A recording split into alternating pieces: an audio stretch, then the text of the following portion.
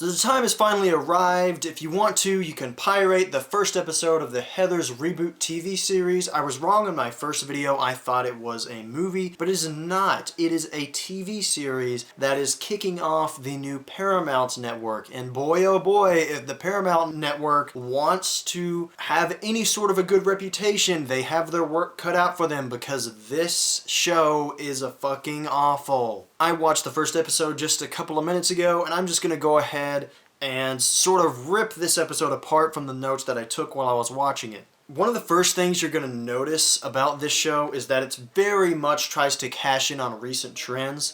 The opening to the show is ripped straight from the style of Suicide Squad. That much is apparent. But aside from it trying way too hard to be overly trendy, everything in this show is pretty awful. There's some really bad acting in the show. I don't think there's one single good actor in the show. The main actress is probably the most tolerable actor in the show, but even her acting is not good enough to redeem anything. And if the performances weren't bad enough, the dialogue that they have to recite is fucking terrible. In the first 5 minutes alone, we get the main character saying, "Oh, I'm 17.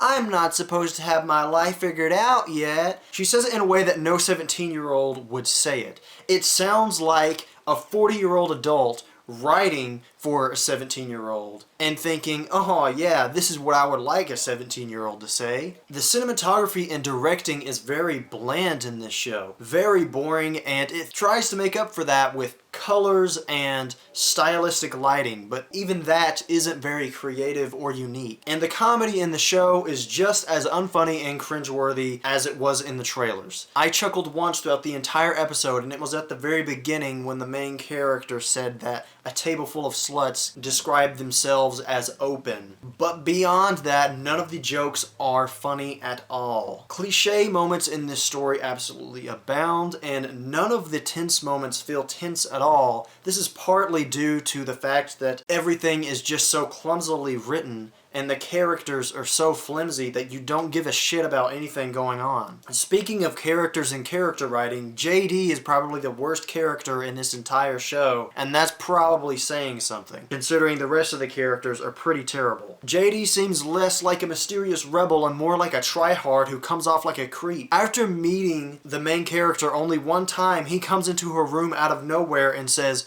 "We're young. Let's snort Adderall, make out, and go shopping." I'm not even exaggerating that much. I think the only part of it that I ad-libbed was the very end of it there. But beyond that, that's a line that he actually says. It's some of the most unrealistic dialogue you will ever hear in what is supposed to be a teenage comedy series. There's some pretty bad editing in this show as well. There's also this part that made me cringe where JD puts his phone into a cup and plays music, but the music doesn't even sound diegetic. If that wasn't bad enough, the music doesn't start playing until the phone hits the bottom of the cup, making it painfully obvious that the character did not even turn the music on. At that point, you're aware that they filmed the scene without turning on any type of music and just filmed it without music. And the music was just added in post. The scene where they kill Heather Chandler happens so suddenly and is so clumsily executed and poorly written that if you're even not comparing it to the original, it's still awful in every way, which really extends to the entire episode. You don't even have to compare this to the original Heathers in order to say that it's awful. If you've never seen the original Heathers,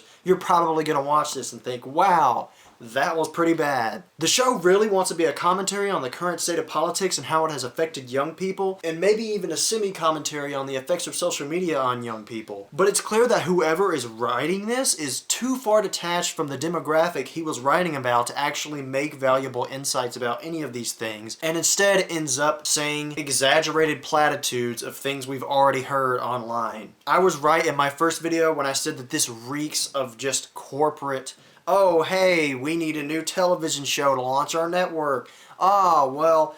This might be a cool, hip idea to connect with the kiddos." There was no passion or vision put into this project. I really hope the other shows that kick off this network are better, because this one is definitely going to get the Paramount Network a reputation for airing some pretty terrible shows.